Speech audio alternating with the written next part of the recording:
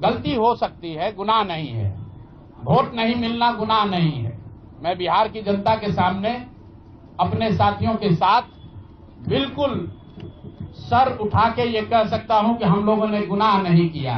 जिस बिहार में पिछले 30-35 साल से सिर्फ जाति की राजनीति हुई है, वहां पर इस समाज में जातियों का जहर फैलाने का गुनाह नहीं किया है। हम लोगों ने बिहार में हिंदू मुस्लिम की राजनीति नहीं की है, लोगों को धर्म के नाम पर बांटने का गुनाह नहीं किया है। हम लोगों ने बिहार की गरीब जनता को, भोले वाले लोगों को पैसा देकर उनका वोट खरीदने का गुनाह नहीं किया है। जिन लोगों ने ये गुनाह किया होगा, अगर वो आज जीत भी गए हैं तो उनको उसका हिसाब देना ही पड़ेगा। वो आज दे या कल दे, वो होगा ही होगा। मैं पिछले 2.5-3 सालों में अपने वक्तव्यों में अक्सर महाभारत के चक्रव्यूह की, अभिमन्यु के वध की कहानी सुनाता रहा हूं। जिस धर्म की बात हम लोग करते हैं, पांडवों के साथ स्वयं भगवान थे, स्वयं भगवान कृष्ण थे, फिर भी अभिमन्यु को घेर कर छल से मार दिया गया।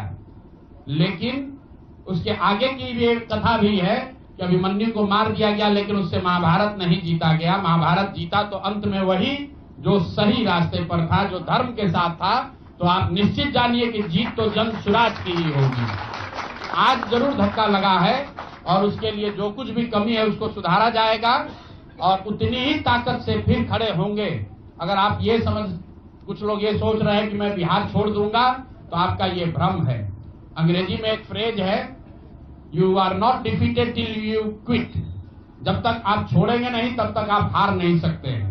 तो प्रशांत किशोर की और जन स्वराज में मेरे साथ जुड़े हुए साथियों की बिहार सुधारने की जो जिद है, उस जिद के सामने दूसरा कुछ भी इस जीवन में नहीं है। उस जिद से पीछे हटने वाले नहीं हैं।